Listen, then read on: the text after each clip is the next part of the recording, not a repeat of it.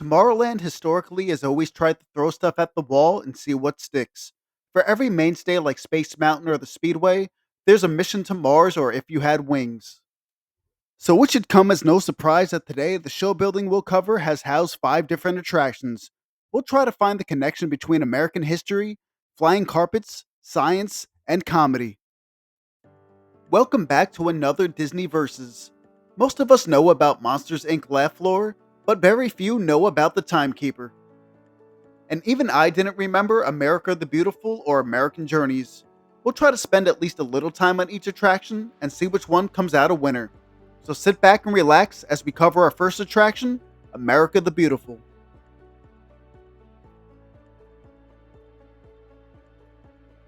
America the Beautiful was a 360-degree film Disney created and was first released for the Brussels World Fair in 1958, sponsored by the Ford Motor Company. It made its way to the States first in Disneyland by 1960, replacing Tour of the West. Florida would also need to fill their roster and slotted it into Tomorrowland with its opening in 1971.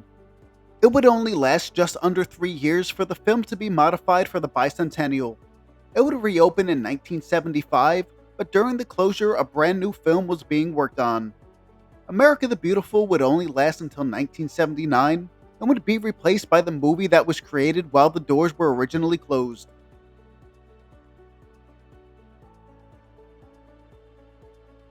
Magic Carpet Round the World shifted its focus from domestically to taking flight all over the globe. 37 hours of film was compressed into a 21-minute movie. Disney took a world tour visiting Denmark, France, Hong Kong, India, and many other countries to at least get a glimpse of what it was like to be an actual world traveler. The soundtrack consisted of a 24-voice choir as well as a 56-piece orchestra. The fun of taking a magic carpet around the world would only last about 5 years. This attraction would close its doors in 1984 for the show building to get back to its roots.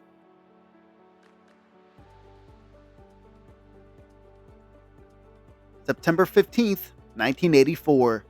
American Journeys would take its turn at relevancy in Tomorrowland.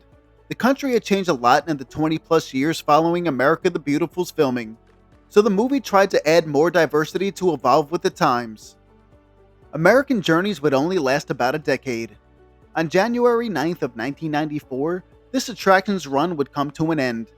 It would take just under a year for the next film to debut, but this time Disney would come with some more star power.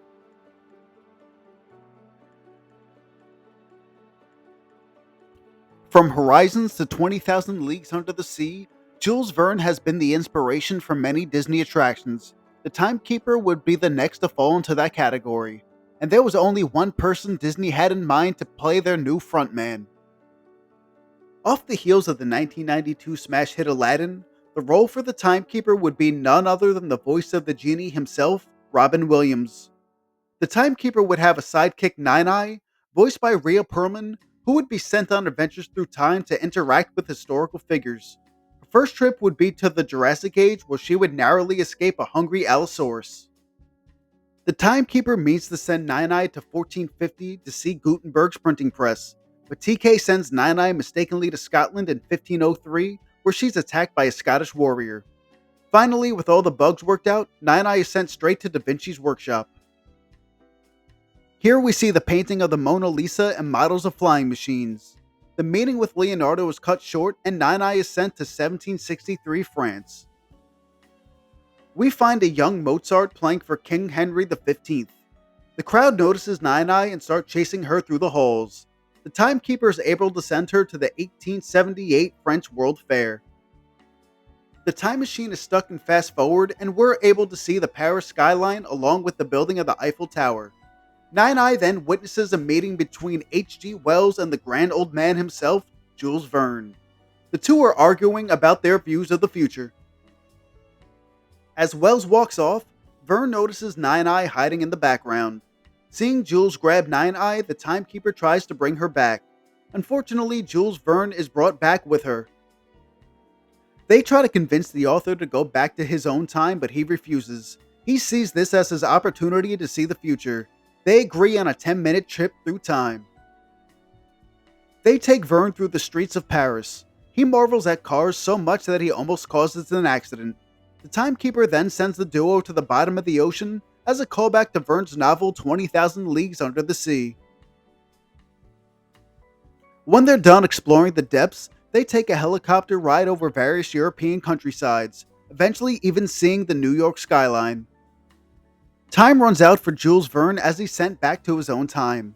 The climax of the movie is the Timekeeper sending Nine-Eye and selected guests to the year 2189, as you fly over a futuristic Paris in a flying car. For almost 12 years, this film was the staple of the Magic Kingdom, and in the early 2000s, a more recognizable Disney IP would take over, which is a common sight we see in almost every Disney park.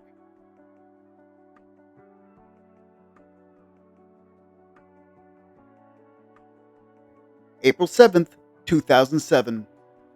After winning an Oscar for Monsters Inc. in 2001, and the success for Turtle Talk would crush in Epcot, Disney decided to turn the two ideas into an interactive stage show using animated characters as well as live voice actors. Using scripted jokes along with some improv, Mike Wazowski and crew would see how long they would last in this show building. The premise is the monsters realize laughs work better than screams, which is what they use to power their city. The funnier you are, the more energy you generate for your people. What makes the show unique is the crowd plays a role and is handpicked without even really knowing it. The theater is loaded with cameras and will scan guests as they come in. Usually about 4 people are picked to be the butt of jokes and will have a role to play whether they like it or not. They're given random names or phrases.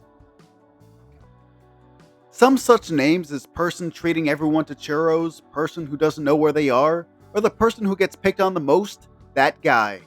There really isn't a set layout as bits get introduced and retired depending on crowd reaction.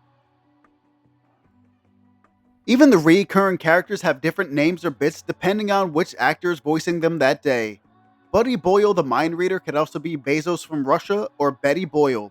The two-headed yellow monster could be Mac and Jeeves or Sam Manella. But Mike Wazowski's orange nephew Marty Wazowski will always stay the same. The attraction is pretty well regarded, and I don't think I've ever seen an empty house anytime I've seen a show.